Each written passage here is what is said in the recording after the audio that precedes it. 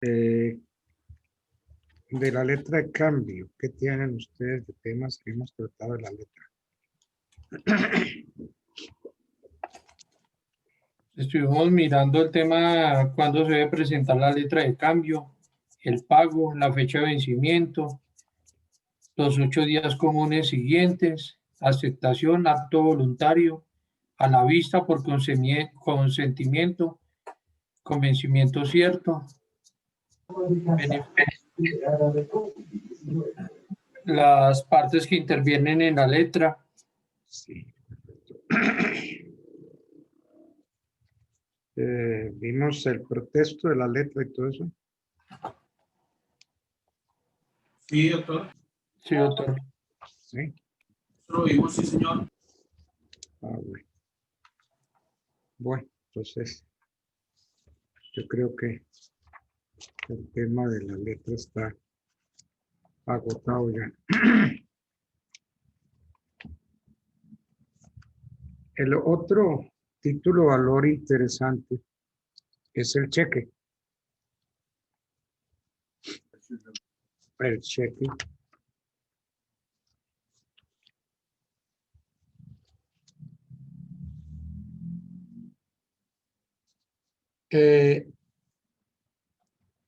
Encontrar uniformidad doctrinal acerca de la naturaleza jurídica del cheque. Tendría yo que decirles a ustedes que no hay una unidad.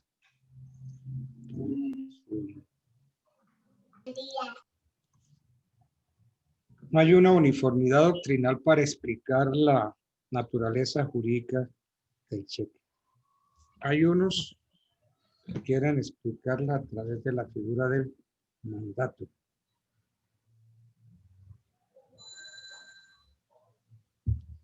Pero tampoco se acomoda mucho. Se ha dicho también que la naturaleza del cheque obedece a una estipulación por otro.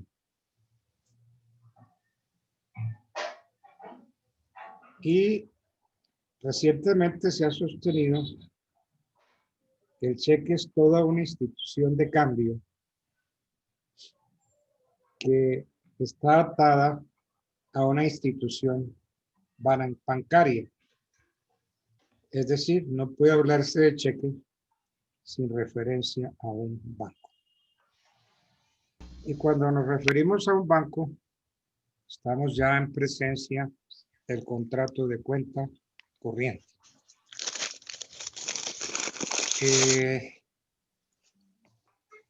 Busquemos el 1382 del Código de Comercio.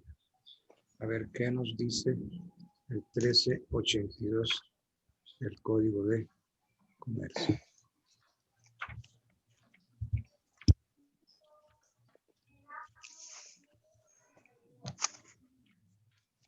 (1382)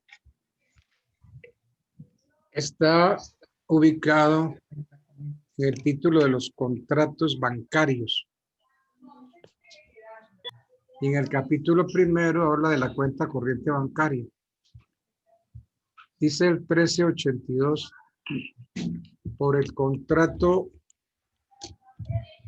de depósito en una cuenta corriente bancaria, el cuentacorrentista adquiere la facultad de consignar sumas de dinero y cheques en un establecimiento bancario y de disponer total o parcialmente de sus saldos mediante el giro de cheques o en otra forma previamente convenida con el banco. Entonces, ese es el contrato de depósito en cuenta corriente bancaria. Está ubicado, pues, dentro de los contratos bancarios, el contrato de cuenta corriente bancaria. Entonces, definida la cuenta corriente bancaria como un contrato de depósito por el cual quien tiene la calidad de cuenta correntista adquiere la facultad, como vimos, de consignar sumas de dinero y cheques en un establecimiento bancario, pudiendo disponer total o parcialmente de los saldos mediante la emisión de cheques.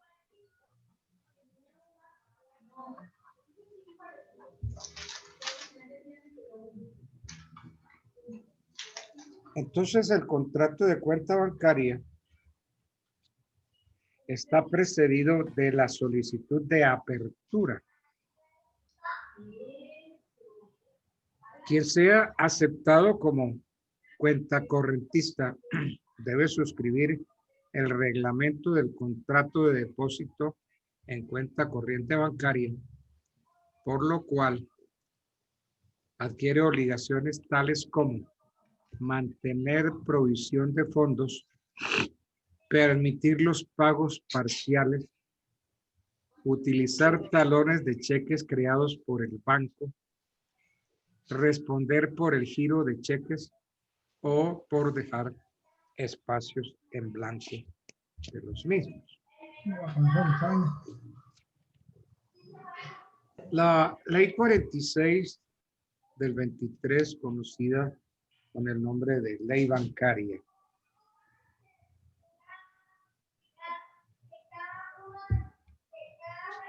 definió al cheque como una letra de cambio pagadera a la vista y girada contra un banco. Realmente esa definición no es muy aceptada, porque es que, como vamos a ver más adelante, el cheque no es una letra de cambio. Entonces la definió como una letra de cambio pagadera a la vista. En la legislación actual del país, yo tendría que decir que tenemos que el cheque es un título con fisonomía y autonomía propias, aunque el código actual no define el cheque. Vamos a ver entonces por qué no podemos aceptar la definición de la ley bancaria. El cheque es un instrumento de pago, al paso que la letra de cambio es uno de crédito. Sí, el cheque es un instrumento de pago. La letra es un instrumento de crédito. Entonces el cheque cumple una función distinta de la letra. Quien entrega una letra necesita dinero, más quien entrega un cheque tiene dinero. Si ven una gran diferencia.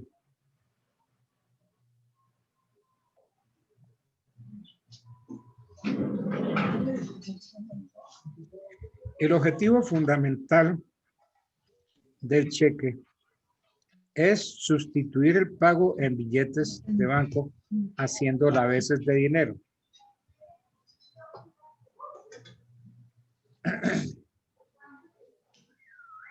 El cheque requiere provisión de fondos, esto es un saldo a favor del librador en la cuenta corriente del banco librado, suficiente esos fondos para hacer el pago. En la letra, esa provisión no existe. El cheque es siempre pagadero a la vista, es decir, al momento de su exhibición al girado, mientras que en la letra de cambio habrá que atender a las modalidades de el vencimiento de cada una, atender a los plazos de presentación para su pago total o parcial. Entonces, los cheques que aparecen con fechas anteriores o posteriores al día de su emisión son siempre pagaderos a la vista. No, por eso no podemos aceptar el cheque posfechado. El cheque posfechado es una costumbre mercantil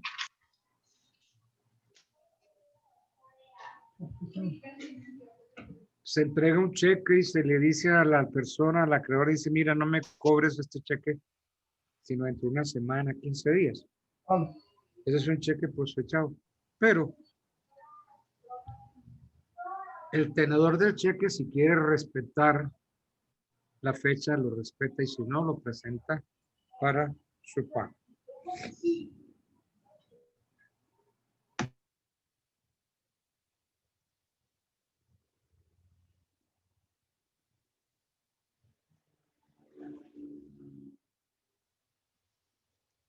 El cheque, por su propia naturaleza de instrumento de pago, no se presenta para su aceptación, porque es un medio de pago que se convierte después en medio circulante, moneda, al paso que en tratándose de la letra de cambio, que sí es un documento de crédito, la presentación para la aceptación es necesaria en los casos impuestos por la ley. El papel que representa el librado es solo el de persona facultada por el girador para realizar el pago, por lo que obra como él en su nombre. En tanto que en la letra de cambio, el girado es el principal obligado, es decir, quien adquiere la carga del pago en primer término. El librado no contrae obligación cambiaria. En la letra, el girado aceptante responde en el grado y forma como lo acabamos de manifestar. Las acciones cambiarias contra el girador o librador, endosantes o avalistas son siempre por vía de regreso, mientras que la letra de cambio está dotada de acciones cambiarias directas y de regreso.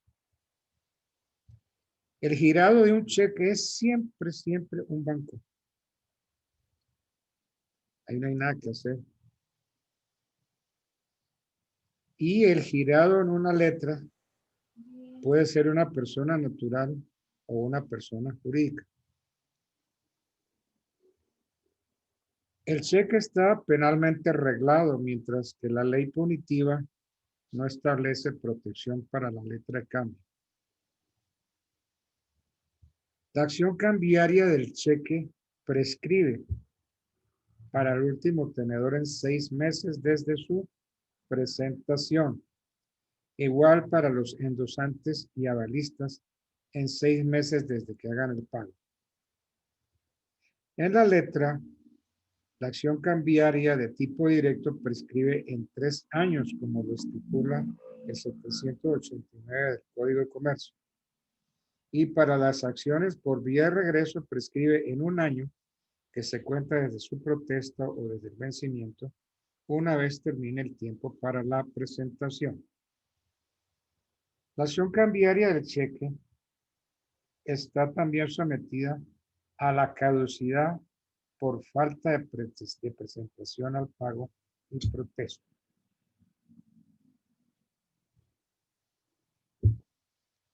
Con los cheques, sabemos que uno tiene 15 días para su presentación. Y aunque el código no lo dice, por analogía, los tratadistas dicen que para el protesto se utilizan los mismos 15 días que se le dio al cheque para su presentación. Entonces, si el cheque no ha sido presentado en tiempo y no ha sido protestado en tiempo, se presenta el fenómeno de la caducidad. Caducidad por falta de presentación para la aceptación y caducidad por el protesto.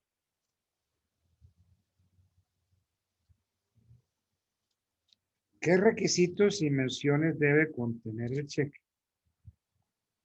Entonces,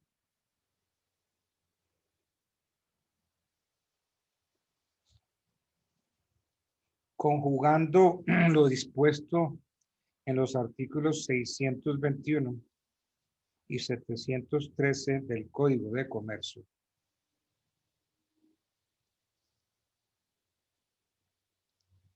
se tiene que los requisitos y menciones que debe contener el cheque son más o menos los siguientes. La mención del derecho que en el título se incorpora. Se entiende la indicación de la clase de título de que se trata, por lo que habla la necesidad de incluir la palabra cheque. La firma de quien lo crea.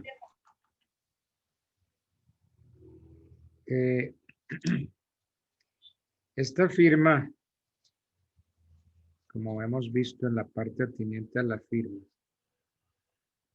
se pone bajo la responsabilidad del creador del cheque y puede ser un signo o una contraseña que puede ser hasta mecánicamente impuesto. Y eso lo vamos a entender por firma. Debe tener la fecha de su creación, el lugar de creación, el lugar de cumplimiento o de pago. Si no se menciona el lugar de pago, será el del domicilio del creador de cheque. Y si tiene varios, el tenedor puede elegir en cuál cobrar. Si se señalan varios lugares de pago, el tenedor escoge en cuál quiere hacer efectivo el título. El cheque es una orden incondicional de pagar una suma de dinero. Entonces no hay nada que hacer ahí. Es una orden que no tiene ninguna condición. Debe llevar el nombre del banco librado. La indicación de ser pagadero a la orden o al portador.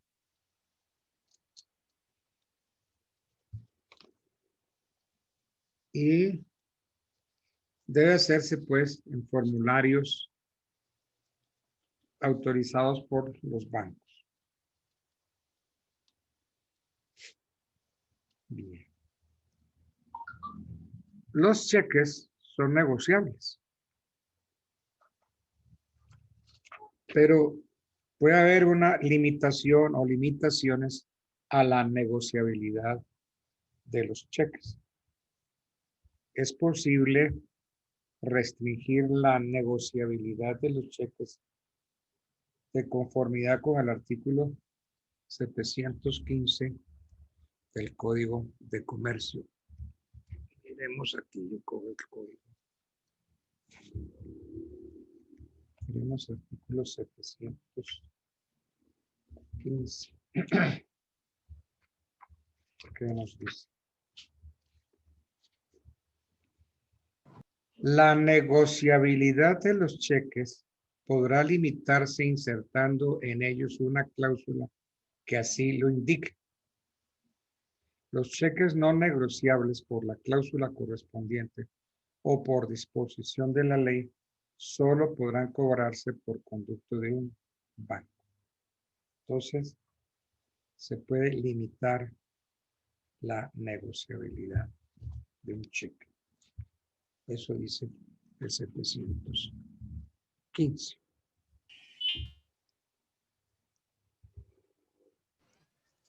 ¿Y cómo se consigue la limitación? Entonces, repitiendo, la negociabilidad de los cheques puede limitarse insertando en los cheques una cláusula que así lo indique. Y el código dice que los cheques no negociables solo pueden cobrarse por conducto de un banco. Por ejemplo, la innegociabilidad se puede expresar insertándole al cheque cláusulas como no negociable, no transferible, no se puede endosar ni ceder. Puede haber otras. Se le puede poner al cheque esta leyenda: páguese únicamente al primer beneficiario. Otra leyendita: para consignar solamente en la cuenta del beneficiario. Entonces, estas clausulitas tienen por efecto impedir que el beneficiario pueda ceder su derecho. Es decir, el título no puede ser negociado por alguien después de haberlo adquirido de esa manera. No transferible, no negociable. Páguese únicamente el primer beneficiario. Entonces, si a mí me entregan un cheque con la nota de que páguese únicamente el primer beneficiario, yo no lo puedo negociar con nadie. Puede ser todavía más estricto para consignar únicamente en la cuenta del beneficiario. Ahí no hay nada que hacer. Ese cheque hay que consignarlo en mi cuenta. Bueno. ¿En qué momento es exigible el cheque? El artículo 717 del código dice: el cheque será siempre pagadero a la vista. El cheque será siempre pagadero a la vista. Cualquier anotación en contrario se tendrá por no puesta. El cheque postdatado será pagadero a su presentación. Entonces no hay nada que hacer. El cheque será siempre pagadero a la vista. Doctor, una pregunta, buenas noches. Buenas noches, sí, ¿cómo estás? Doctor, alguna vez, hace ya algún tiempo, a mí me realizaron un pago a través de cheque y la persona pues no utilizó ninguno de estas leyendas que usted nos refiere, sino que le hizo una línea en la parte superior del formato. Ya. ¿Esa simbología es permitida, está vigente en el momento? Sí, sí, eso es lo que se llama un cheque cruzado. Cruce sencillo. Sí, atraviesa una línea de lado a lado. Entonces, puede ser una línea. A veces hacen dos líneas. Pero entonces, como lo vamos a ver más adelante, eso es lo que se llama el cheque cruzado. Hay otros cheques, por ejemplo, el cheque especialmente cruzado, y así. Entonces, pero lo vamos a ver más adelante.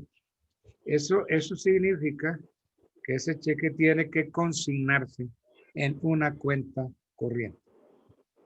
Tiene que consignarse. Pegando más bien, mejor dicho. ¿Ok? Muchas Entonces, gracias, doctor. ¿usted qué tuvo que hacer con ese cheque? Usted lo tuvo que haber consignado en su cuenta. O lo pudo haber endosado, pero la persona a quien se lo endosó tuvo que haberlo consignado necesariamente en la cuenta corriente de él. ¿Ok? Bueno, vamos a Así verlo. fue, doctor, gracias. Vamos a ver ese cheque más adelante. Entonces, si yo giro un cheque hoy para pagar una obligación, pero le pongo fecha 25 de enero o 28 de enero, pues ese es un cheque postdatado. Entonces la pregunta es, ¿cuándo es pagadero el cheque postdatado? Entonces, como vimos ahorita, que el 717 dice el cheque será siempre pagadero a la vista. Entonces, consecuente con ese principio de que el cheque a su presentación a la vista debe ser pagado. Entonces, si el cheque se gira posterior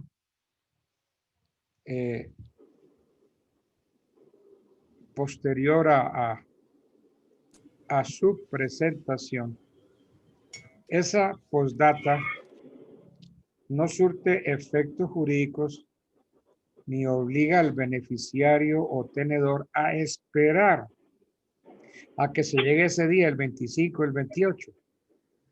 Esperar el aquecimiento o llegada de ese día señalado como fecha para poder proceder a su cobro. Tampoco exime al banco de pagarlo si es presentado antes. Esos cheques postdatados o postfechados se entregan entre personas muy serias y muy responsables.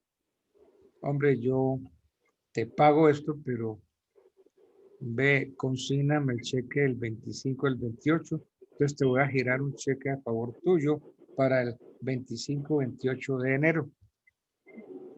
Muy bien, se lleva el cheque y se espera, uno espera que esa persona no cobre el cheque antes, no lo consigne antes, que lo consigne o lo cobre el día 25 o el día 28. Pero entonces, como el cheque es siempre pagadero a la vista, pagadero a su presentación, entonces el banco no puede negarse a pagarlo, porque el banco no puede decir, mire, es que este cheque está para el 25, para el 28, no se lo puedo pagar, esperemos hasta el 25 del 28. No, porque el cheque es pagadero a la vista. Entonces, el banco debe atender su pago total o parcialmente si existe provisión de fondos.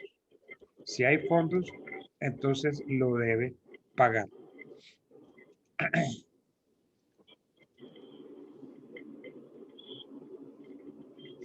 Bueno. Plazos para la presentación de un cheque para su pago. De conformidad con el 718. Ese artículo habla de términos para la presentación. Los cheques deberán presentarse para su pago. Primero, dentro de los 15 días a partir de su fecha, si fueren pagaderos en el mismo lugar de su expedición. Es decir, se gira un cheque en Bogotá y debe presentarse para su pago en los 15 días a partir de la fecha, porque ese cheque es pagadero en el mismo lugar de su expedición, pagadero en Bogotá y fue expedido en Bogotá. Dentro de un mes, si fueren pagaderos en el mismo país de su expedición, pero en un lugar distinto al de la expedición. Dentro de 3 meses, si fueren expedidos en un país latinoamericano y pagadero en algún otro país de América Latina, 3 meses.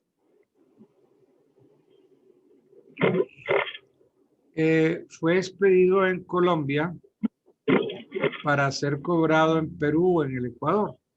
Los 3 meses, si fueran expedidos en un país latinoamericano y pagadero en otro país de América Latina. Y 4 meses, si es expedido en algún país latinoamericano para ser pagado fuera de América Latina. Entonces, el 718 trae términos para la presentación del cheque para su pago.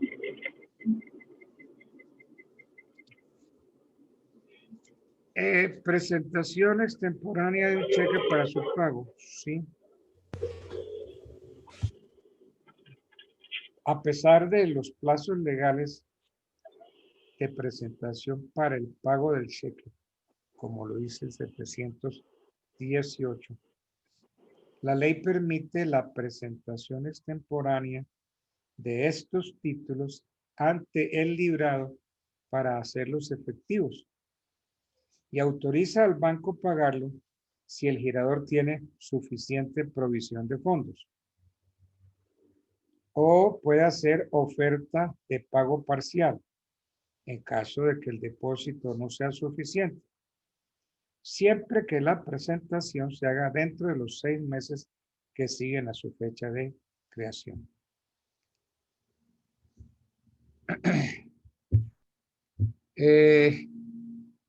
Bueno, pero si el banco le canceló la cuenta al cristiano, entonces vamos a suponer que el banco girado cancela unilateralmente la cuenta corriente al librador, pues el banco está obligado a pagar los cheques que se presenten en tiempo o extemporáneamente. Siempre, como hemos dicho, siempre que a la cancelación exista provisión de fondos. Y se deben devolver los cheques no usados con indicación de los usados y aún no presentados para su pago. Hay algo que se hace en Bogotá todos los días y en todas las ciudades se hace todos los días. ¿Qué es lo que se llama cámara de compensación? El fenómeno de la compensación tiene su fundamento en el Código Civil colombiano, en el artículo, vamos a poner este código que es pesado, es un código grande, pesa. Abramos el código del artículo 17.14.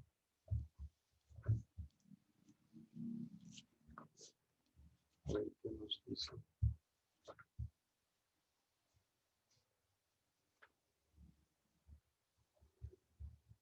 De la compensación va a hablar el Código Civil. Artículo 17.14. Cuando dos personas son deudoras una de otra, se opera entre ellas una compensación que extingue ambas deudas del modo y en los casos que van a explicarse. Entonces, si una persona es deudora, es decir, si dos personas son deudoras entre sí, entonces opera entre ellas, repitiendo, pues si las partes son recíprocamente acreedoras y deudoras, entonces ahí opera el fenómeno de la obligación contraída hasta concurrencia de la deuda de menor valor. Es decir, las deudas de una parte se extinguen hasta concurrencia de la que tenga menos valor. Es decir, cuando dos personas son deudoras una de otra, hay entre ellas una compensación que extingue ambas deudas hasta el monto de cada una. Por ejemplo, si yo giro un cheque por 50 millones y me han girado un cheque por 40 millones. Entonces, ¿quién debe a quién? Si yo debo 50 millones y pagué 50 millones, pues pagué la obligación. Pero si yo pagué 50 y debo 40, me deben todavía 10,000 más.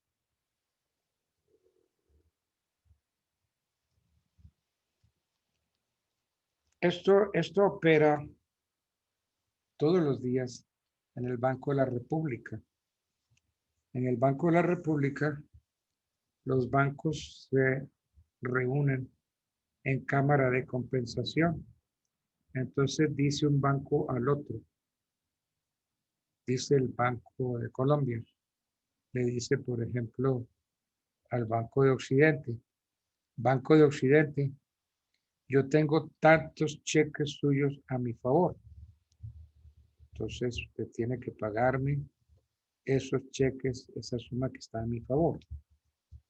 Pero el Banco de Occidente le dice, yo tengo de usted, Banco de Colombia, tantos cheques a mi favor.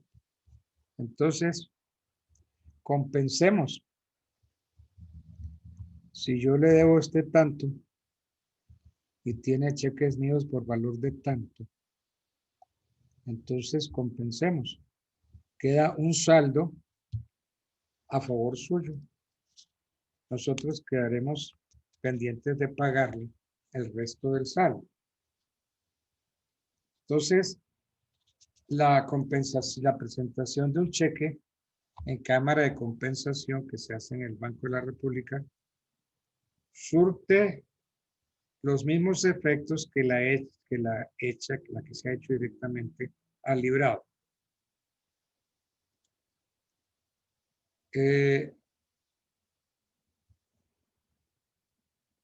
Sí.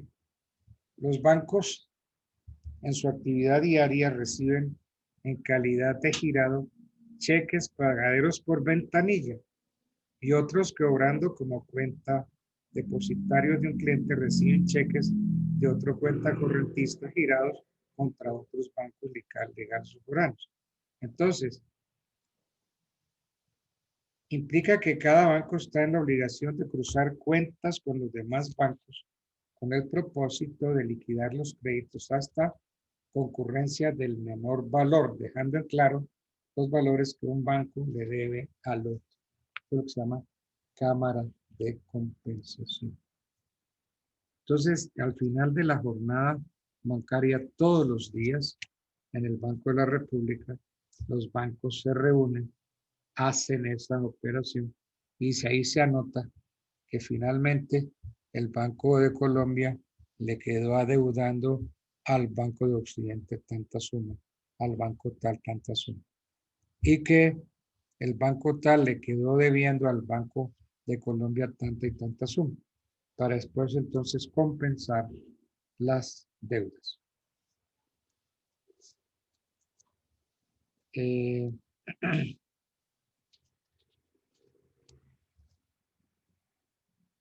Bien, entonces habíamos hablado de que hay un plazo máximo para la presentación de un cheque para su pago. Los plazos señalados en el 718 que ya leímos.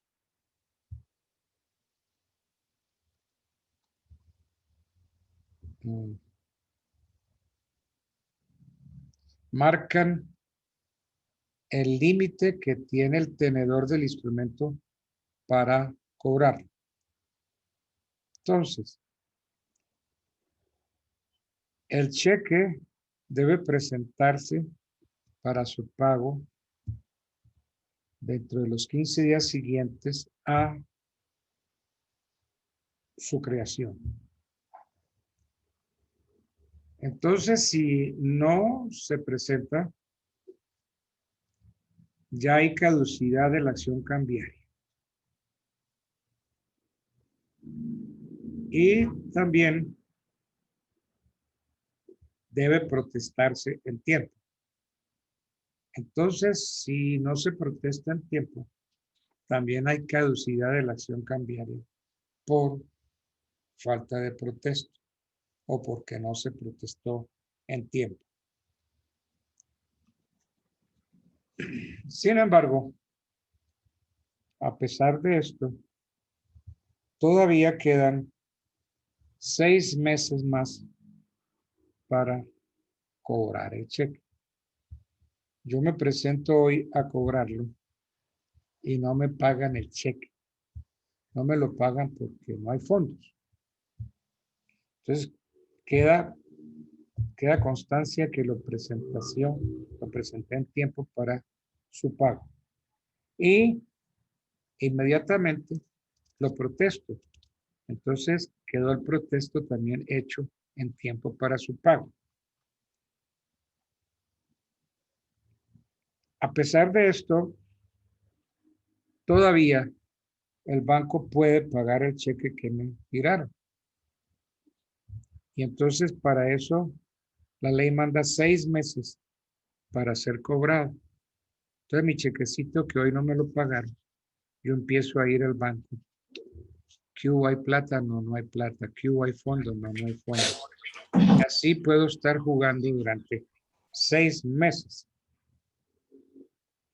Pero después de los 6 meses, el banco ya no podrá pagar el cheque. ¿Por qué? Porque se presentó caducidad de la acción cambiaria. Vamos a ver si el 721 nos dice algo al respecto. Aun cuando el cheque no hubiera sido presentado en tiempo, el librado deberá pagarlo si tiene fondos suficientes del librador o hacerle la oferta de pago parcial siempre que se presente dentro de los 6 meses que sigan a su fecha. 6 meses. Entonces,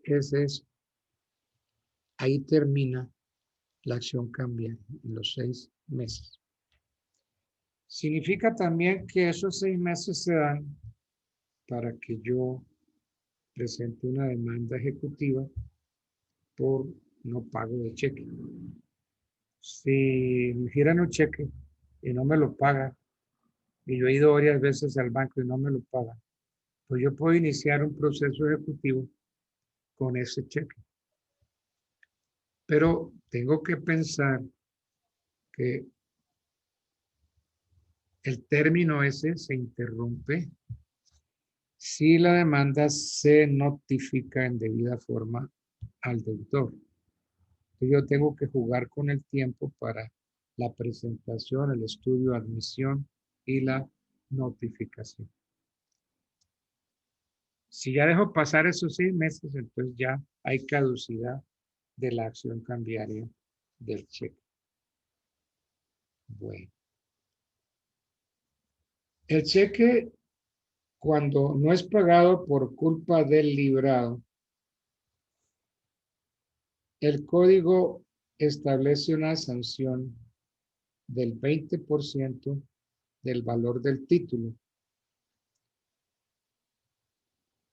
Entonces, la persona, el deudor, está obligado a pagar el título y además pagar el 20% como sanción por lo que no se pagó.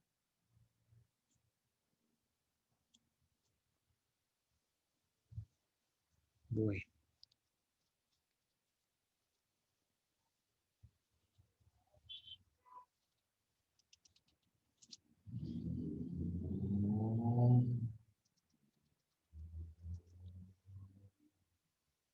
Puede ser que el tenedor de un cheque no acepte como solución el pago parcial, porque es que nadie está obligado a recibir parcialmente.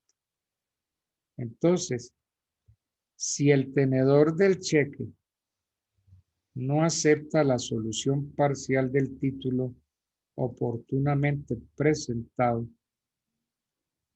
procede a practicar la diligencia de protesto que se cumple con la anotación que hace el banco.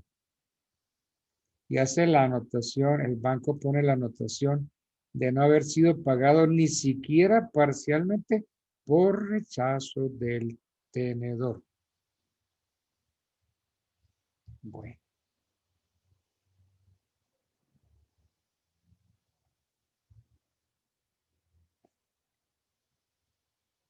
El cheque puede ser revocado siempre y cuando reúna estas condiciones. Que la revocación la haga el girador. Que el girador asuma la responsabilidad de la revocatoria. Los plazos para presentación al pago del cheque pueden estar en curso o pueden estar vencidos. La revocación notificada al banco imposibilita el pago del cheque. Y el cheque certificado no se puede revocar antes que transcurra el plazo de presentación.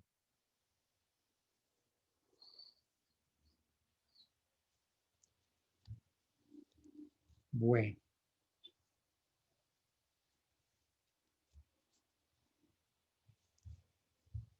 ¿Qué causales hay para solicitar la revocatoria de un cheque?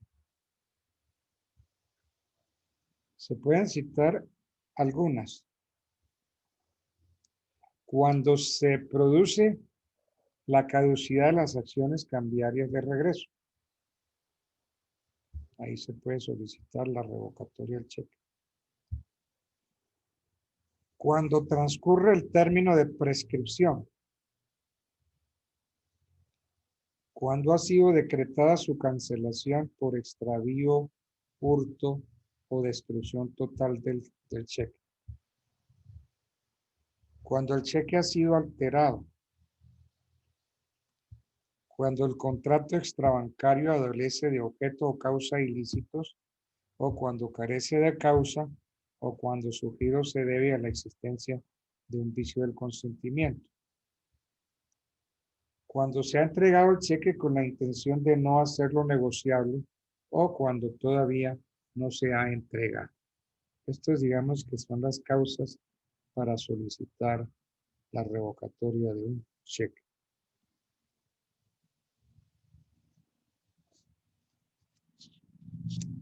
Bueno. A veces hay órdenes injustificadas de no pago de un cheque. Aquí podemos decir que como quiera que la facultad de que goza el librador de impedir el pago es un instrumento frágil que puede utilizarse con gran facilidad y frecuencia para incumplir deliberadamente los términos de un acuerdo. Entonces, la ley ha establecido que la orden de no pago tenga un motivo justo. La orden de no pago tiene que tener un justo motivo. Esto es determinante para impedir el pago del cheque. No podrá ser alegada cualquier causa para revocar la orden de pago, sino que deberá sujetarse esta orden a los móviles determinados por la normatividad, porque las órdenes injustas o injustificadas de no pagar un cheque hacen que el librador incurra en responsabilidad patrimonial y punitiva. Los tratadistas han dicho con suma claridad que cuando un tercero solicita al girador que emita la orden de no pago de un cheque, el librador no podrá darla antes de que transcurran los plazos de presentación para el pago del título. Sujeto activo del fraude mediante cheque solo puede ser el librador. ¿Por qué? Porque es quien ha celebrado el contrato de cuenta corriente con el girado. ¿La muerte o la incapacidad del librador impide el pago de cheques? Puede suceder, y sucede con mucha frecuencia, que se gira el cheque y fallece el librador sin que el título hubiera sido presentado para su pago al banco librado. La jurisprudencia y la doctrina han sido uniformes en afirmar que estos eventos, muerte o incapacidad que sobrevenga al librador una vez creado el título, no pueden servir de eximentes de responsabilidad que tiene el banco de pagarlo para darle seguridad a su circulación y a la posesión del derecho respecto de terceros, que podrían salir perjudicados si el título resultara afectado por las circunstancias personales.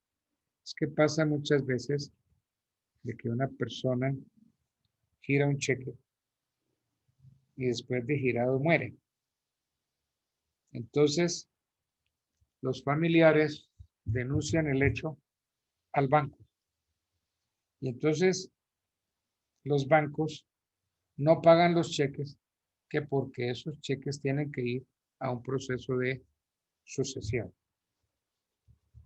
Y no, eso no es así. Sí, es cierto que a la muerte del girador se termina el contrato de cuenta corriente bancaria y que los dineros afectos a ellas forman parte del patrimonio herencial. Pero el girado está en la obligación de pagar los cheques que hubiera girado el cuentacorrentista siempre que existan fondos para ello y se presenten en el término legal para su pago. Vamos a ver qué dice el 725 del Código de Comercio. La muerte o incapacidad sobrevinientes del librador no exoneran al librado de la obligación de pagar el cheque. Está muy clarito. La muerte o incapacidad sobrevinientes del librador no exoneran al librado de la obligación de pagar el cheque. Y es que llegan los familiares y dicen, brutos, si mi papá giró un cheque y pagó una suma de dinero muy grande, pero es que ese dinero lo necesitamos nosotros aquí en la sucesión. Oiga, banco, usted no puede pagar ese cheque. Damos la orden de no pago. Y el 725 es clarito, dice, la muerte o incapacidad sobrevenientes del librador no exoneran al librado de la obligación de pagar el cheque. Entonces,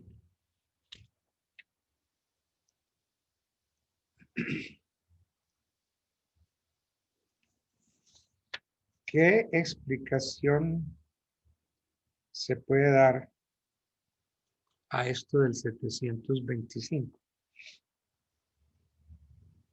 Se ha explicado algunas veces que la razón del contenido en el artículo 725 radica en que cuando el librador fallece, ya ha emitido su consentimiento y el acto jurídico se reputa perfecto y crea una obligación exigible. De otro lado, es una obligación clara, expresa, de efectos civiles que los herederos del girador no pueden negar y cuya solución o pago no conviene aplazar porque pone trabas al ejercicio del comercio. De modo que no hay nada que hacer. El banco tiene que pagar ese cheque. Así le hayan pasado al banco la prueba del fallecimiento, el registro de defunción.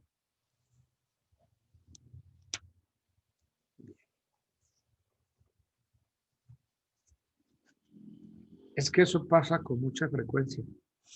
Corren y dan órdenes de no pago al banco y el banco viene y dice no pago. No pago porque es que esto tiene que ir a la sucesión. Entonces el banco se vuelve cómplice. ¿Cómo así?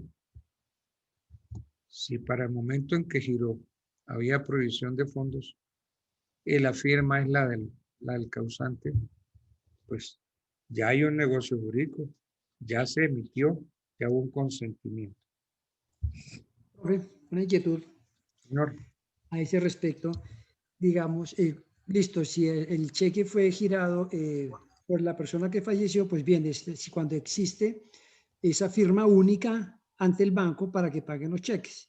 sí, Entonces, cuando hay señor. orden de no pago, se supone, pues esa persona, el girador, pues con su firma da la orden de no pago. Pero digamos, ahí se presentaría un fenómeno, una curiosidad, cuando sobre la cuenta existe más de una firma, digamos, en este caso la persona que fallece, pero tenga autorizadas socios, la esposa, el hijo, su contador, otra firma también registrada allí y pudieran hacer alguna como una figura esa, con otra firma que esté registrada, pudieran llegar a ser, pues sería como es un acto, bueno, de viveza, si lo llamamos así, pero con otra firma para poder extender la orden de no pago sobre ese cheque, digamos en el ejemplo que el profe nos está citando.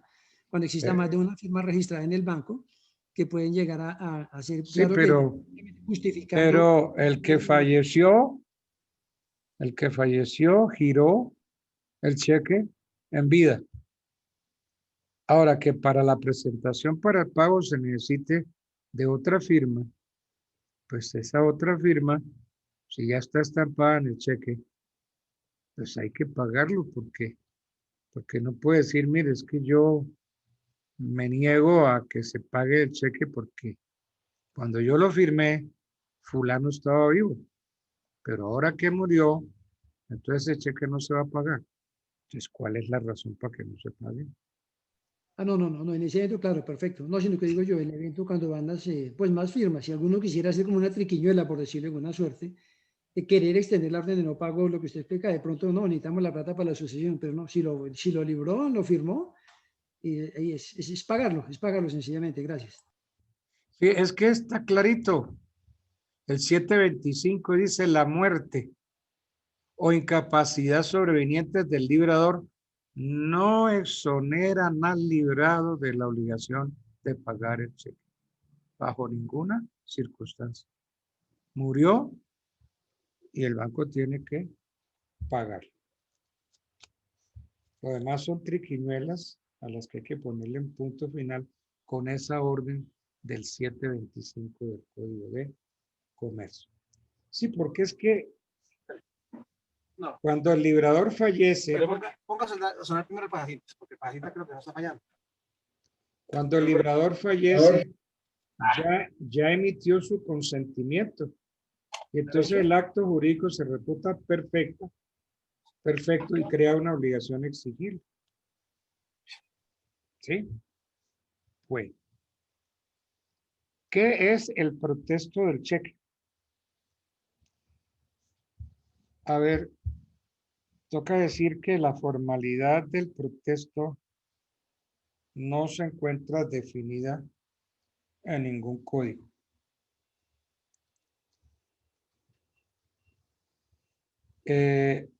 Solo se limita el código a establecer dos circunstancias en que se entiende cumplido este requisito. Las actuaciones comprendidas en el artículo 727 del Código de Comercio son la anotación. ¿Aló? Sí, aló. Bueno. Las actuaciones comprendidas en el 727 son la anotación puesta por el librado o por la Cámara de Compensación de no haber sido pagado el cheque, pese a haber sido presentado en tiempo. Ese es el protesto del cheque. Esta anotación debe colocarse en el título mismo, en el cheque, o en un papel adherido al cheque. Entonces, el protesto es un acto del banco librado, provisto de efectos jurídicos. ¿Cómo debe realizarse el protesto? Si el cheque es consignado en cuenta, se deben levantar los sellos de canje y el librado deberá hacer constar después la causa del no pago a efecto de que se entienda realizado el protesto. Cuando un cheque contenga una anotación que diga protestar en caso de no pago, debe tenerse presente que procede el protesto del cheque si se presenta por ventanilla para su pago, por lo que aquí en esta circunstancia el banco librado, habiendo causa, deberá protestarlo. Bueno. ¿Cuándo debe realizarse el protesto? No hay en el ordenamiento comercial una norma específica que regule la oportunidad para practicar el protesto del cheque. Entonces, aquí tenemos que valernos de una interpretación analógica de la disposición relativa a la letra de cambio que está en el artículo 703 del Código. 703 del Código de Comercio. El protesto por falta de pago se hará dentro de los 15 días comunes siguientes al del vencimiento. El protesto por falta de pago. 15 días comunes siguiendo al vencimiento. Entonces hay que acudir valiéndonos del 703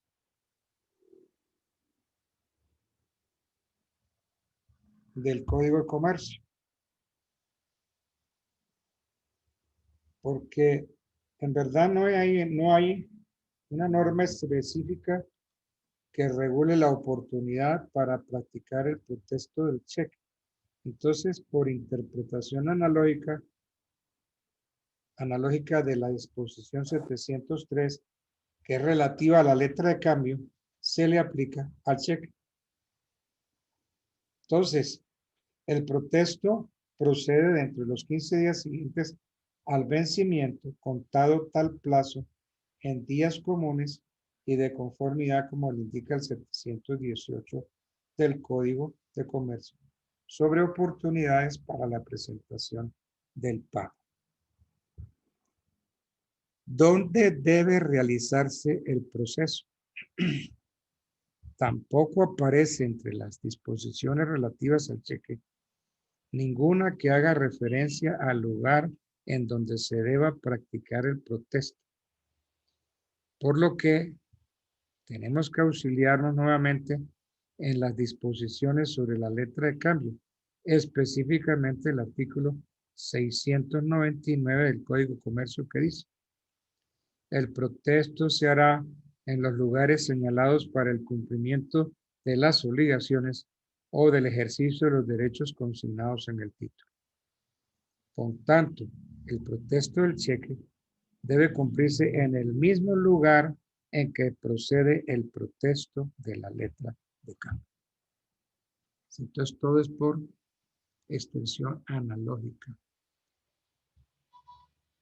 Bueno.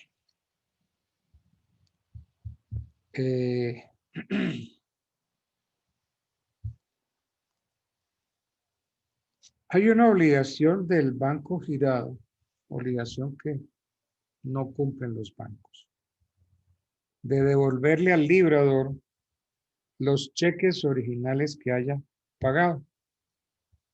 Miremos a ver qué dice el artículo 728 del Código de Comercio.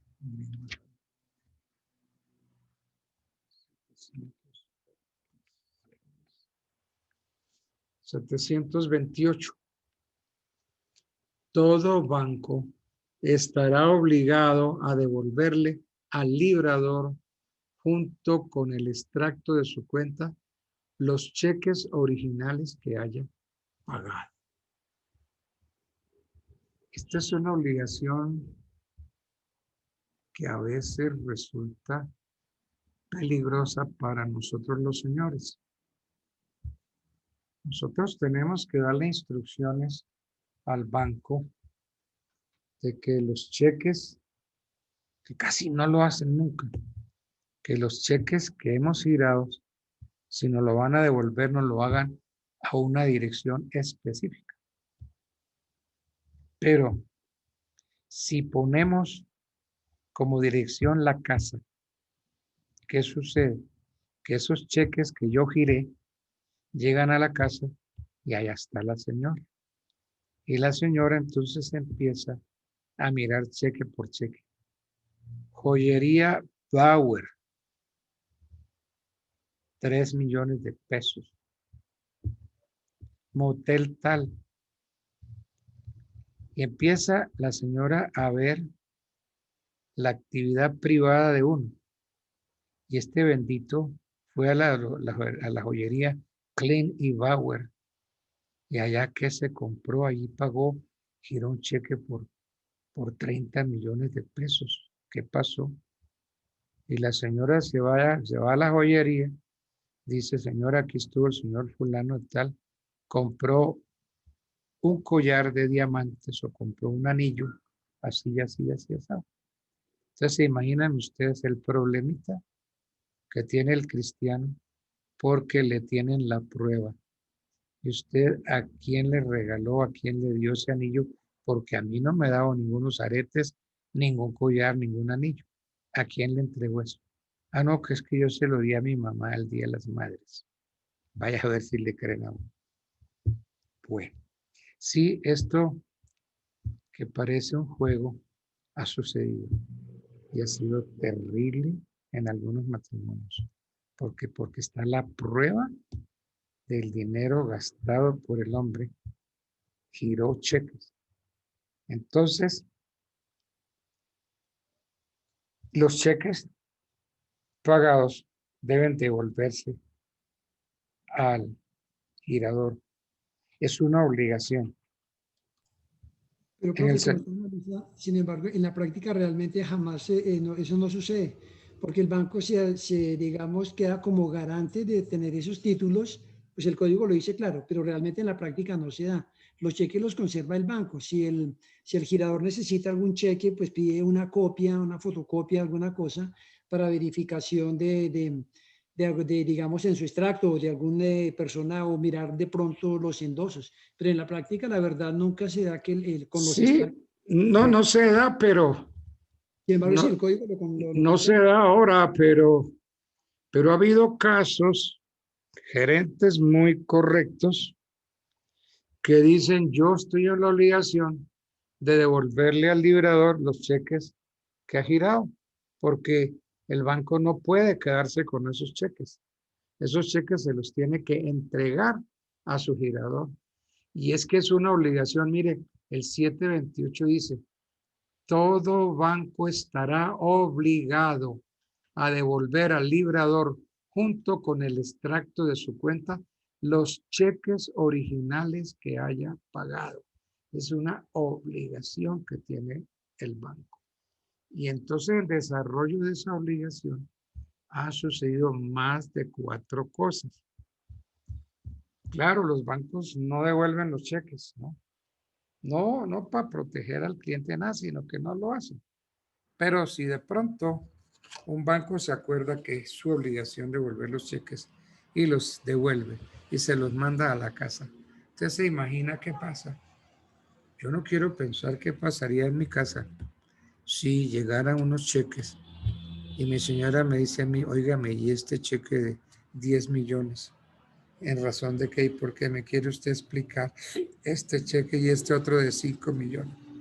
Terrible, ¿no? Terrible. Por una obligación del banco puede haber un problema conyugal, pero de la Madonna, porque hay una obligación de devolver los cheques que haya girado. Bueno, la acción cambiaria del cheque tiene una caducidad. Miremos el tratamiento normativo que da el Código de Comercio a la caducidad de la acción cambiaria del cheque.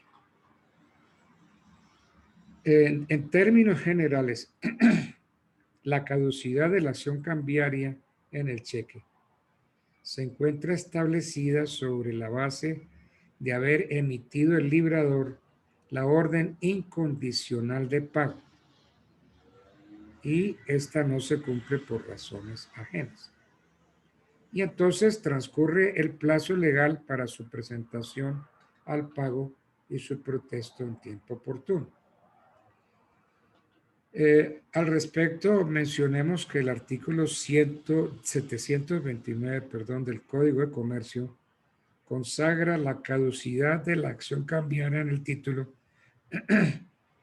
cuando dice, la acción cambiaria contra el librador y sus avalistas caduca por no haber sido presentado y protestado el cheque en tiempo, si durante todo el plazo de presentación el librador tuvo fondos suficientes en poder del librado y por causa no imputable al librador el cheque dejó de pagarse.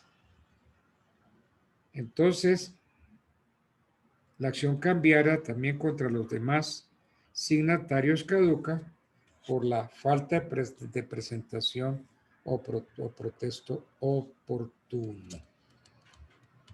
Entonces, si el cheque no se presentó en tiempo, no se hizo presentación para su pago y su protesto en tiempo, opera la caducidad de la acción cambiaria.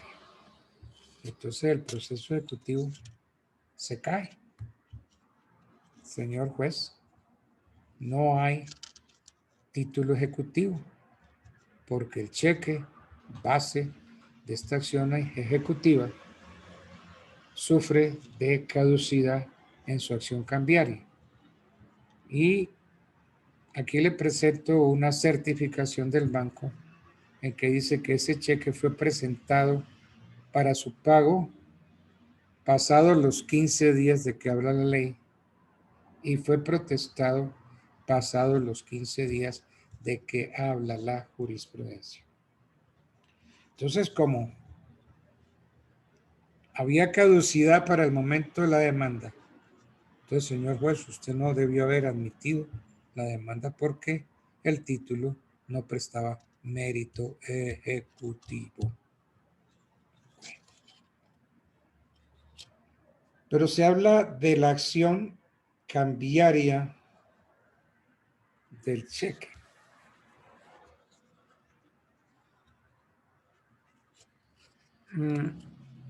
Muchos hablan de clases de acción cambiaria en el cheque.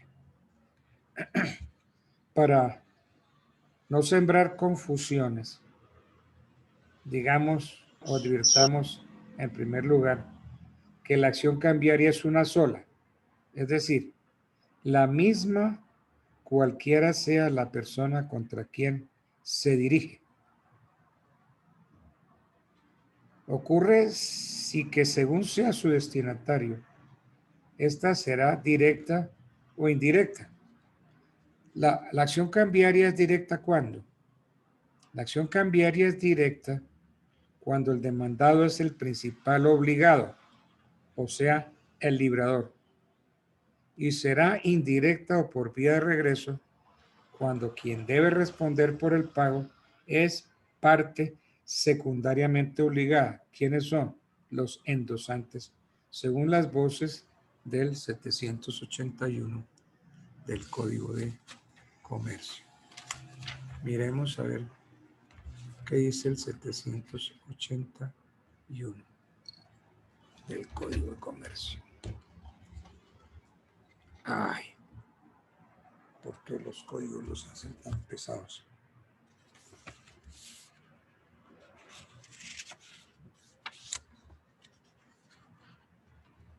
...781 Código de Comercio... ...está bajo el título... ...Procedimientos... ...781... ...la acción cambiaria es directa... ...cuando se ejercita... ...contra el aceptante de una orden... ...o el otorgante de una promesa cambiaria o sus avalistas... ...y de regreso cuando se ejercita contra cualquier otro obligado. Entonces esto es la acción cambiaria directa y de regreso. De eso trata entonces el 781 del Código de Comercio. Entonces, la acción cambiaria es directa cuando el demandado es el principal obligado, o sea, el librador. Y será indirecta o por vía de regreso cuando quien debe responder por el pago es una parte secundariamente obligada, como es el caso de los endosantes. Pero, ¿qué es propiamente la caducidad de la acción cambiaria? Aquí tenemos que acudir a la teoría general de las obligaciones. Siguiendo la teoría general de las obligaciones patrimoniales, lo normal es que éstas se cumplan espontáneamente por quienes las adquieren mediante la solución o pago efectivo. Pero bien puede suceder que el sujeto pasivo no la cumpla o no se allane a cumplirla, lo cual da derecho al acreedor para acudir al órgano jurisdiccional en amparo de justicia para reclamar su derecho y hacer efectivo el pago por la vía coactiva. Este reclamo se interpone mediante el ejercicio de la acción cambiaria, que para ser procedente debe estar precedida de ciertos requisitos exigidos por la ley. ¿Cuáles son esos requisitos? Que el cheque no se presente oportunamente para su pago. Que la diligencia de protesto no se haya realizado en el tiempo determinado por la ley. Que el librador haya mantenido provisión de fondos en dicho lapso. Y que la revocatoria de la orden de pago o del pago parcial no se deba a motivos imputables al librador. Entonces, al tenedor del cheque le corresponde la presentación en tiempo y la diligencia de protesto. Y la provisión de fondos es deber del girador y la revocatoria o el pago apenas parcial puede suceder por acto del librador o del banco. Esa es la caducidad de la acción cambiaria.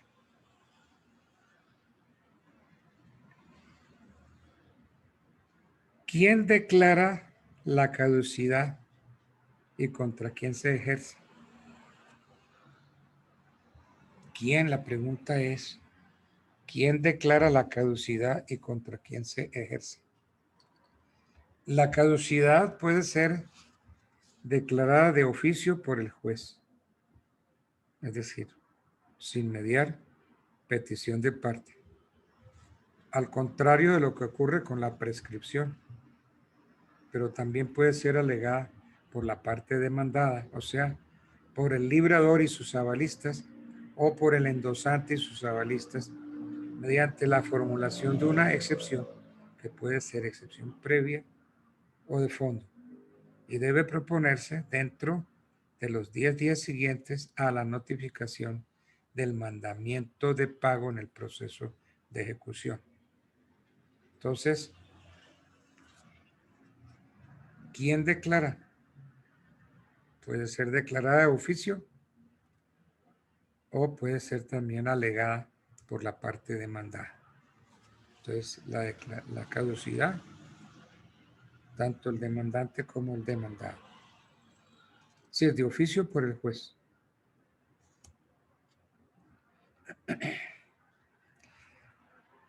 A la pregunta, ¿el término de la caducidad se puede interponer? El término de la caducidad se puede interponer, no interrumpir. La respuesta sí facilita, no. No.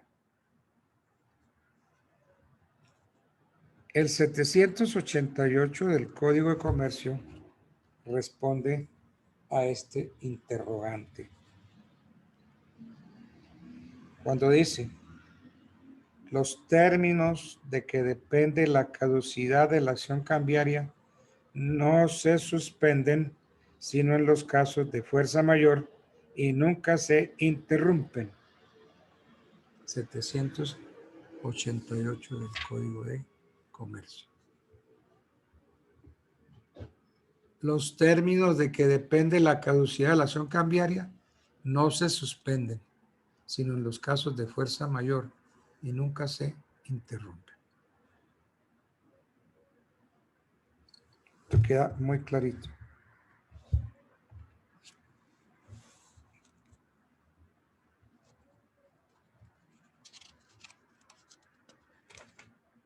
Bueno.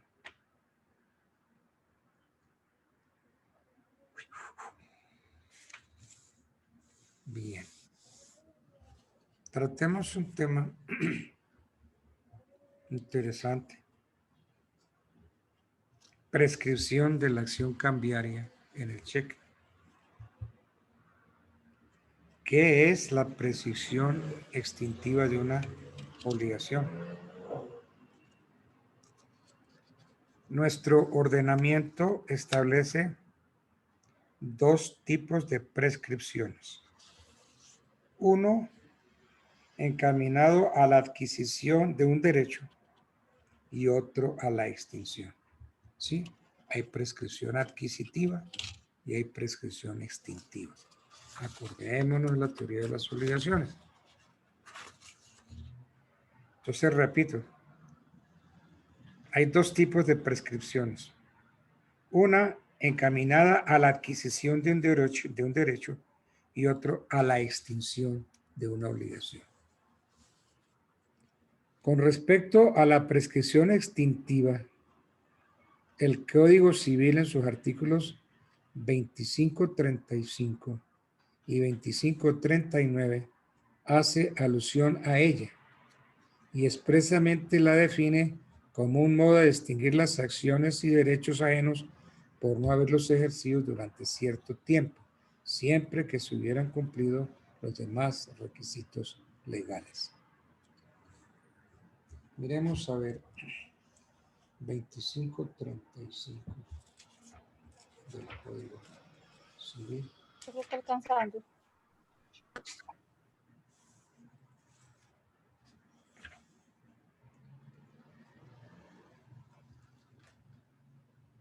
2535 del Código Civil. La prescripción que extingue las acciones y derechos ajenos exige solamente cierto lapso de tiempo durante el cual no se hayan ejercido dichas acciones. Eso dice el 2535. El 2539 dice: la prescripción que extingue las acciones ajenas puede interrumpirse ya naturalmente, ya civilmente.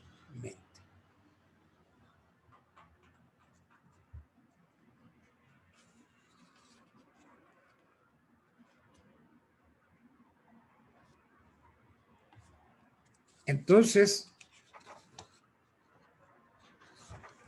como hay dos tipos de prescripción,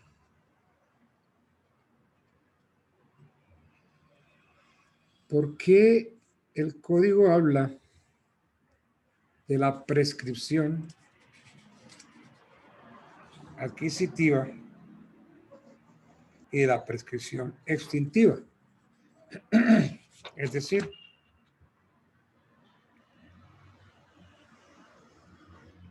repitiendo lo que dije al comienzo y recordando la teoría general de las obligaciones, hay dos tipos de prescripciones.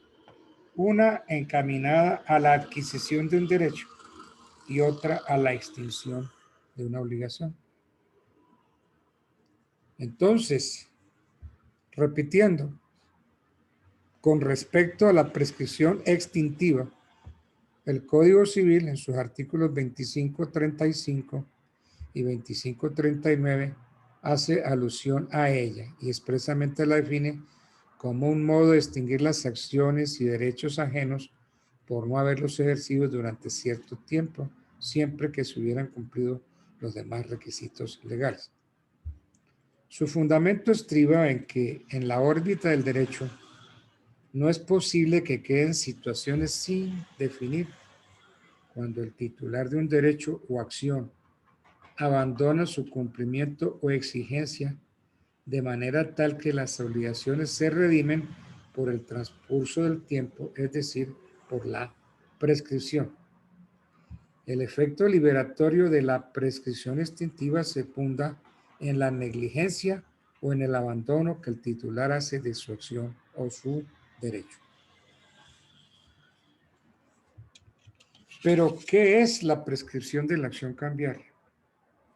El artículo 730 del Código de Comercio consagra la prescripción de la acción cambiaria al decir: las acciones cambiarias del cheque prescriben las del último tenedor en 6 meses. Las acciones cambiarias del cheque prescriben las del último tenedor en 6 meses, contados desde la presentación, las de los endosantes y avalistas en el mismo término, contado desde el día siguiente a aquel en que paguen los cheques. Entonces, eso es lo que dice el 730. Entonces, la prescripción de la acción cambiaria es una sanción que debe pesar sobre el tenedor, los endosantes y los avalistas, cuando, habiendo cumplido con los requisitos para obtener el pago del cheque por Ministerio de la Justicia dentro del tiempo señalado en la ley, dejan que el tiempo transcurra y no instauran la acción de recaudo, perdiendo de esta forma los derechos contenidos en el título. Entonces, esa es la prescripción, así opera la prescripción de la acción cambiaria.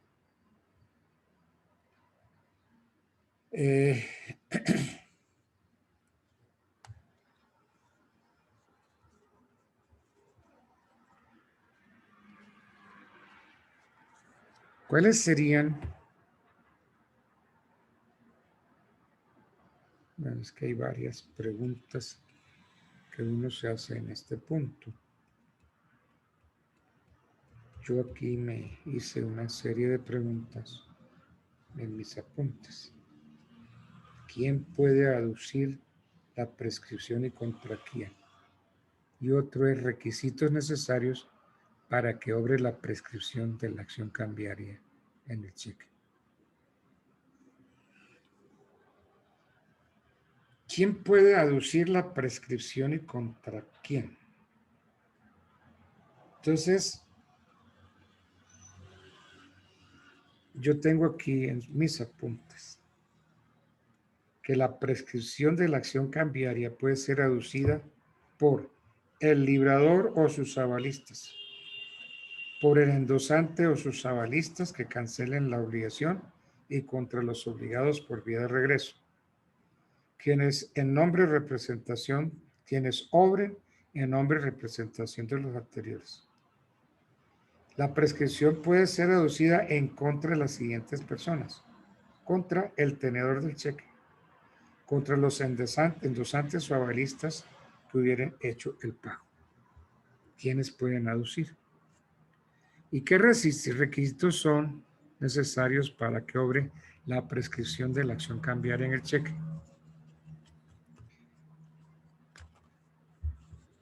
Al decir de la mayoría de tratadistas nacionales, la prescripción que se predica de la acción cambiaria directa o por vía de regreso requiere no haber caducado, esto es, que la presentación para el pago del cheque y las diligencias de protesto se hayan cumplido en tiempo, tal y como está establecido en el Código de Comercio en 718. ¿Qué dice el 718 del Código de Comercio? Términos para la presentación. Los cheques deberán presentarse para su pago. Y aquí está, dentro de los 15 días del mes, de los 3 meses, 4 meses, etcétera, etcétera. Entonces, la prescripción que se predica de la acción cambiaria directa y por vía de regreso requiere no haber caducado, es decir, que no se haya presentado caducidad. Esto es, que la presentación para el pago del cheque y las diligencias de protesto se hayan cumplido en el tiempo, en los tiempos previstos de que trata el Código de Comercio en el 718. Entonces, la acción cambiaria de regreso proveniente del cheque prescribe en cuanto no se ejerza dentro del término establecido en la ley, cuando no se ejerza dentro del término establecido en la ley para ello. Hay algunos tratadistas que sostienen que el término de prescripción de la acción regresiva, la acción cambiaria regresiva contra el tenedor, endosantes o avalistas es de 6 meses. Pero lo que ocurre es que para el tenedor se empieza a contar el término de manera distinta que para los endosantes y avalistas. Pues mientras que para el primero comienza a partir del día de la presentación oportuna del cheque para su pago, para los endosantes y avalistas se inicia el día siguiente en que lo paguen.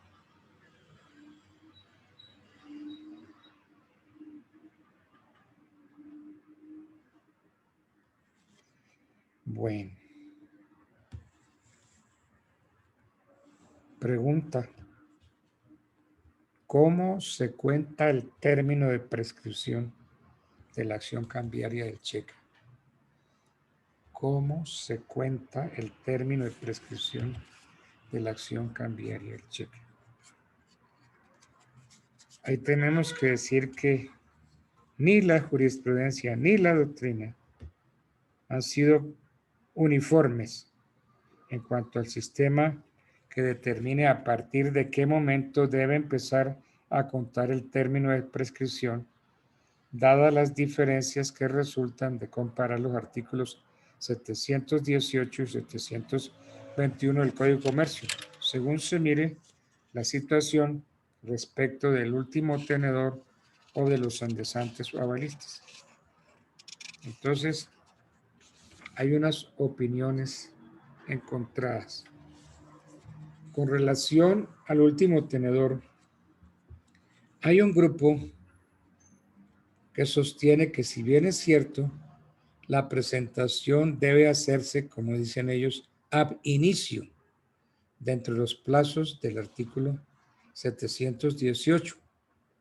Pero si eso es cierto, no es menos verdadero, no es menos cierto que el artículo 721 permite la presentación por fuera de los términos anteriores y la habilita hasta completar 6 meses contados de la fecha de expedición del cheque.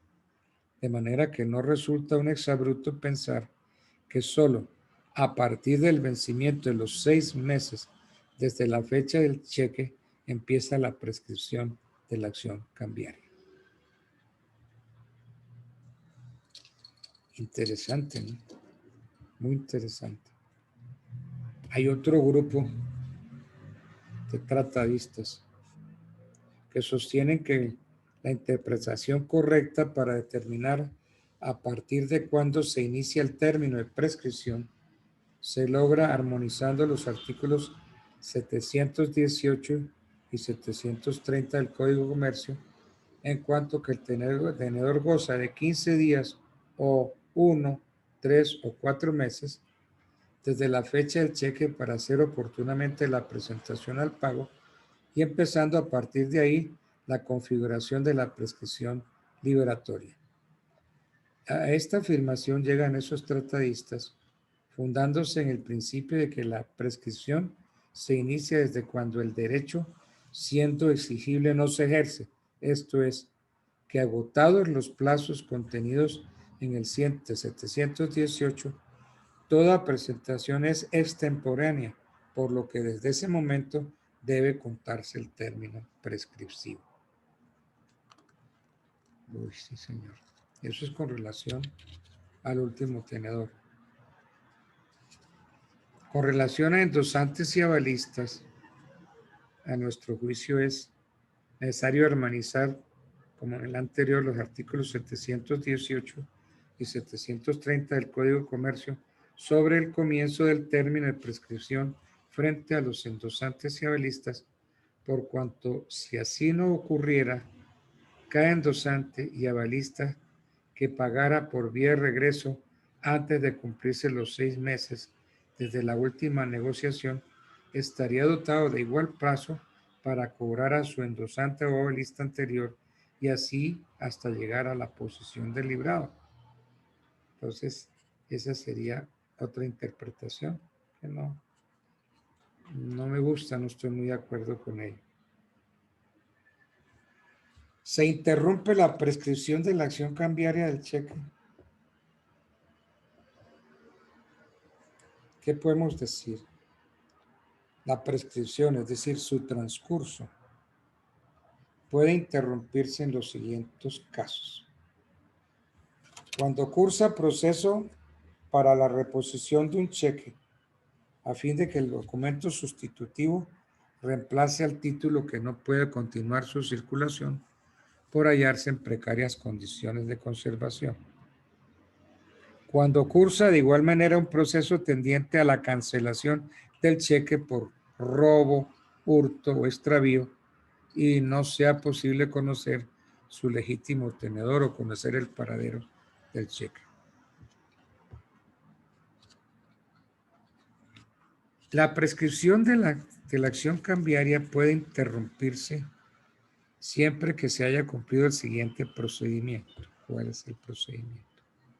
El demandante debe suministrar lo necesario en el término de 5 días para que la demanda le sea notificada al demandado. Y si esta no resulta posible en el transcurso de 10 días, se realicen las gestiones conducentes a la designación de un curador para la litis en el plazo de 2 meses. Es claro que si estas alternativas no se cumplen, la prescripción continúa configurándose. De manera que mientras no se logre la notificación del mandamiento ejecutivo de pago, la prescripción seguirá corriendo y solo una vez logrado puede interrumpirse. ¿Sí? La pregunta es, ¿la demanda interrumpe el término de prescripción? La sola presentación de la demanda no. Así se tenía antes con el Código de Procedimiento, que la sola presentación de la demanda interrumpía el término de prescripción. Hoy ya decimos la presentación de la demanda y su notificación. Porque es que Con la sola presentación de la demanda no tenemos proceso. ¿Cuándo hay proceso? Cuando el demandado es notificado. Ahí sí. Cuando se notifica la demanda, se le entrega copia de la misma y las pruebas y todo, entonces se traba la relación jurídico-procesal. Entonces se interrumpe la prescripción con la notificación de la demanda al demandado.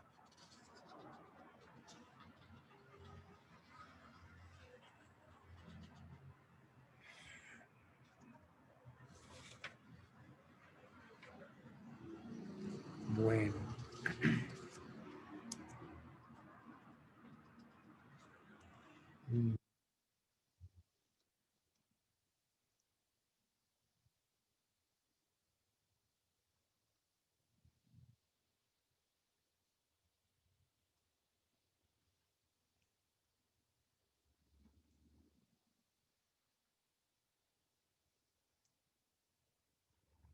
Bueno, hay unas circunstancias que suceden. La responsabilidad del banco por el pago de cheques falsos o adulterados. Lo mismo que la responsabilidad del banco en caso de pago de cheques perdidos. En cuanto a la responsabilidad del banco librado por pago de cheques falsos o adulterados. El 732 del Código Comercio consagra la responsabilidad del girado al establecer que si se paga un cheque en cualquiera de los eventos anotados, es decir, falso o adulterado, el banco lo hace por su cuenta y riesgo. Esto es una manifestación de las relaciones del contrato bancario celebrado entre el cuentacorrentista y el banco. Pero para que el banco librado responda por el pago, debe haber sido notificado oportunamente por el titular de la cuenta. Este principio se encontraba ya vigente en la Ley 46 del 23, con la sola diferencia que en la nueva disposición el plazo para el aviso al librado es de 3 meses y en la anterior es de 1 año. Sin embargo, el artículo 732 entra en contradicción con el artículo 1391 del Código de Comercio en cuanto que el término de 3 meses otorgados al librador para el aviso al banco resulta elevado a 6 meses en la última norma aludida, es decir, en la del 1391. Aquí hay una contradicción. Entonces, ¿cómo se resuelve? Esta contradicción se resuelve aplicando los principios generales de interpretación de la ley, especialmente el artículo 5º, segunda regla de la ley 57, en cuanto dispone que tratándose de 2 normas de una misma especialidad o sobre un mismo asunto de derecho, se prefiere la disposición posterior, o sea, que el término para el aviso es de 6 meses.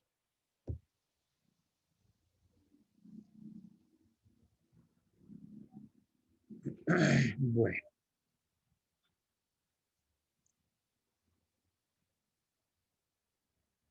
Responsabilidad del banco librado en caso de pago de cheques perdidos. La pérdida de cheques, su noticia y los efectos que produce el extravío están consagrados en el 733 del Código de Comercio cuando dice: el dueño de una chequera que hubiere perdido o más formularios y no hubiere dado aviso oportunamente al banco, solo podrá objetar el pago si la alteración o la falsificación fueren notorias. Aquí hay una cosa que hay que aconsejar.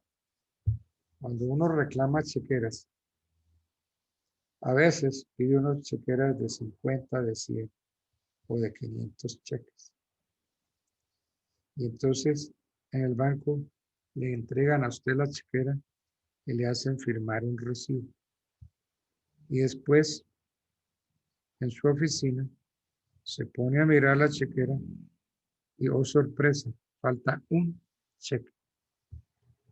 Viene el problema de que entonces usted da orden de no pago de ese cheque.